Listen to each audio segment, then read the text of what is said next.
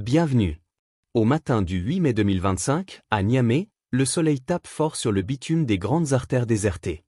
Le général de brigade Mohamed Toumba, désormais figure centrale de la transition nigérienne, reçoit une délégation pas comme les autres.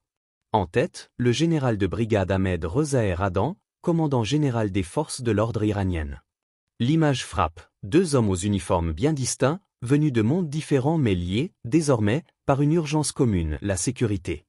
Le Niger, depuis le coup d'État de juillet 2023, est en quête d'un nouveau souffle stratégique. Isolé par une partie de la communauté internationale, lâché par ses anciens alliés occidentaux, contraint de redessiner son échiquier diplomatique, le pays cherche des partenaires capables de livrer non pas des discours, mais des outils. Sur ce point, l'Iran sait se rendre utile. L'Iran ne débarque pas à Niamey par hasard. Ce pays connaît mieux que quiconque les vertiges de l'encerclement international. Accablé de sanctions, soupçonné par Washington, surveillé par Tel Aviv, l'Iran a appris à survivre et à se battre dans un monde qui ne lui fait pas de cadeaux. À la faveur de décennies de guerres asymétriques, de contre-insurrections, d'affrontements par procuration en Irak, en Syrie, au Liban et au Yémen, la République islamique a développé une expertise unique en matière de sécurité, de renseignement, de formation, de résilience. C'est cette expertise qu'elle propose aujourd'hui au Niger, en pleine reconfiguration géopolitique du Sahel. Lors de cette rencontre, les mots prononcés n'étaient pas grandiloquents. Ils étaient techniques, mesurés, orientés vers l'opérationnel, formation des forces nigériennes, partage de renseignements, surveillance des frontières, lutte contre le terrorisme et le trafic de drogue. Mais ce qui se joue en coulisses dépasse largement la logistique sécuritaire. Car à Washington, les cloches d'alerte ont déjà sonné. Depuis que le président Ahmadinejad avait visité le Niger en 2013, les Américains n'ont jamais cessé de voir d'un mauvais œil l'intérêt persistant de Téhéran pour les vastes réserves d'uranium nigérien. Avec le départ forcé de leurs troupes après le coup d'État, les États-Unis ont perdu l'essentiel de leur levier sur place. Le terrain est désormais libre ou plutôt, il est disputé. Et voilà que l'Iran s'y engouffre. Officiellement, il s'agit d'une coopération dans le cadre de la lutte contre l'insécurité. Mais en géopolitique, les discours officiels ne sont que la couche superficielle d'une tectonique plus profonde. À Oman, en ce moment même, des discussions complexes se poursuivent entre les États-Unis et l'Iran. Un des points d'achoppement reste l'enrichissement de l'uranium, que Téhéran refuse d'abandonner. Dans ce contexte, le rapprochement stratégique entre l'Iran et un pays producteur d'uranium comme le Niger, en pleine rupture avec l'Occident, est tout sauf neutre. Nous avons accumulé de l'expérience dans la guerre hybride, dans la gestion des groupes dissidents, dans l'infiltration des réseaux criminels, aurait affirmé en privé l'un des membres de la délégation iranienne. Ce savoir-faire, le Niger en a besoin. Derrière les rideaux du protocole, une alliance se dessine. Les deux parties ont même convenu de mettre en place un comité d'experts, chargé d'échanger annuellement sur le renseignement, les opérations, les profils à risque.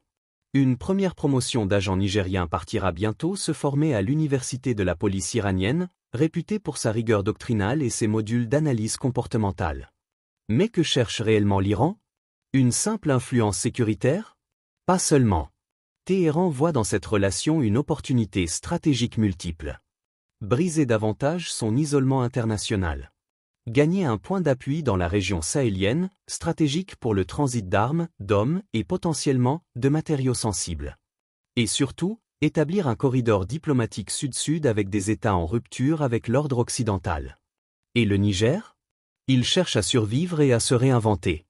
Le Niger ne veut plus être un terrain de chasse pour les grandes puissances. Il veut devenir un acteur de sa propre sécurité, répète souvent le général Toumba. Cette rencontre avec l'Iran n'est donc pas un accident. C'est un choix, un pari risqué, mais assumé. Car l'Iran offre quelque chose que d'autres ne proposent plus, une coopération sans injonction morale, sans condition de bonne gouvernance, sans appel à un retour rapide à l'ordre constitutionnel. Pour la junte nigérienne, cela vaut de l'or. Mais ce choix ne sera pas sans conséquences. Si les États-Unis considèrent ce rapprochement comme une menace pour leurs intérêts dans la région, ils pourraient redoubler de pression diplomatique, voire économique, sur le Niger.